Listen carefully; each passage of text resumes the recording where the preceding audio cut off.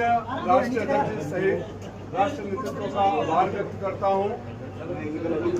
मेरे अथक संघर्ष, त्याग, समर्पण और सेवा को उन्होंने महसूस किया और जो उनको जनता से, घोसी के मालिकों से जो फीडबैक मिल रहा था, उसके आधार पर 10 साल बाद मुझे पुनः आपके बीच आकर चुनाव लड़ने का मौका मिला।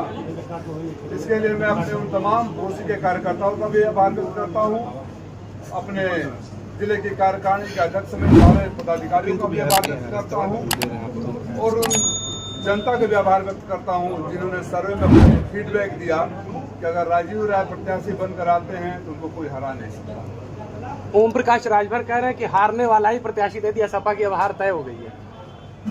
ओम प्रकाश राजभर को अभी भी आप सीरियस ले रहे हैं तो मैं क्या कहूँ।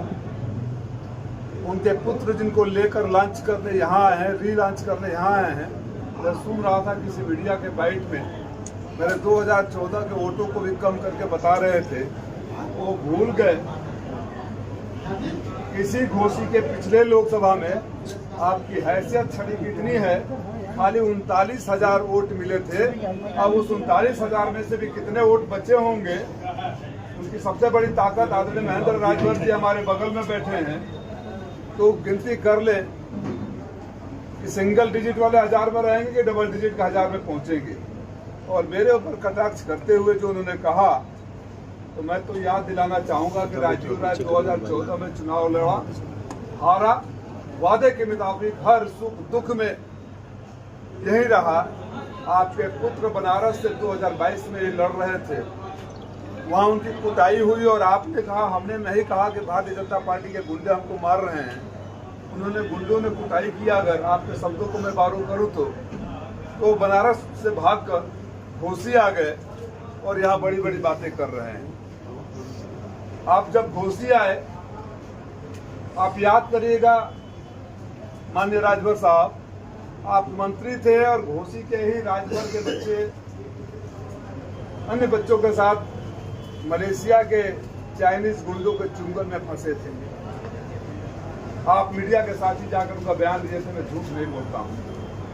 और बड़ी उम्मीदों के साथ वो गुहार लगा रहे थे। तब उन्होंने राजभर जी ने कहा था ये राजीव राय कर सकते हैं, हम मदद नहीं कर सकते। अरे जब मुसीबत में राजीव राय मदद कर सकते हैं तो वोट वो आपकी मदद क्यों करें।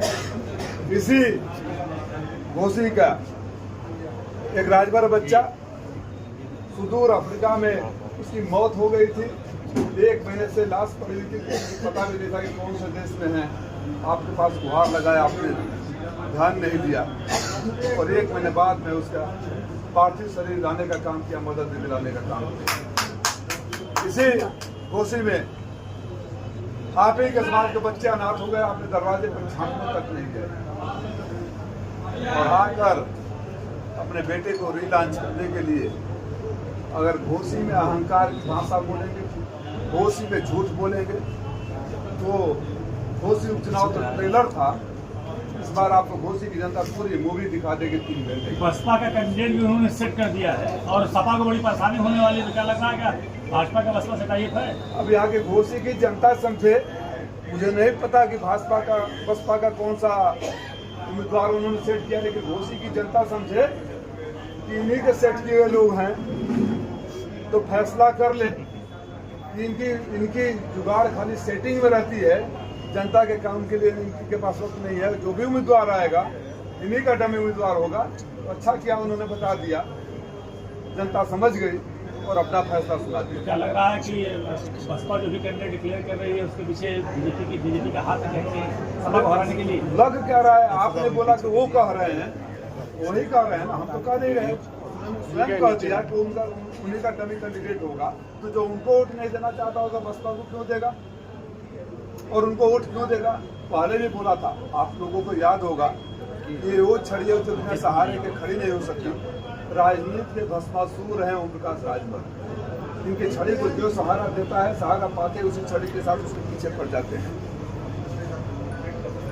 भारतीय जनता पार्टी के कार्यकर्ता मैं और आप नहीं भूल पाएंगे अगर हमारे परिवार के बड़े बुजुर्गों को गाली दिया जाए। हम लोग समाजवादी कार्यकर्ता कभी माफ नहीं करेंगे अगर हमारे श्रद्धेय नेताजी या आदरणीय अध्यक्ष जी को गाली दिया जाए। भाजपा के कार्यकर्ता आज भी याद रखे होंगे कि कैसे उनको दौड़ाकर मां बहन की गालियां दिया गया, जूते मारने के बाद आदरणीय महेंद्र पांडे जी को मन से मां बहन की गालियां दिया गया। आदरणीय जोगी साहब को भी का कटोरा लेकर भिजवाया गया और साहब मोदी साहब को गुजरात भेजने की बात कही गई और नहीं कर पाया तो अपने बाप की औलाद न होने की भी बात कही गई। उस पर तो नहीं जाऊंगा, लेकिन मैं कार्यकर्ताओं से जानना चाहता हूं कि क्या आपके नेता को गाली देने वाले, आपको जूते मारने वाले के साथ आप खड़े होंगे? आपके अंदर अपना इस बात की इजाजत है? भारतीय जनता पार्टी के साथ से मेरा ये विनम्र निवेदन है कि रात को सुबह से पहले इस पर आप जरूर करें। राजीव क्यों पीडीए की बात करेंगे या पूरे समाज की बात करेंगे? मैंने कभी जात धर्म पीडीए में पूरा समाज आ जाता है। पीडीए में कौन सा है, कौन सा समाज छूट गया? ये से आप लोग अपने तरीके से लेते हैं। राष्ट्र अध्यक्ष ने कई बार कह दिया, फिर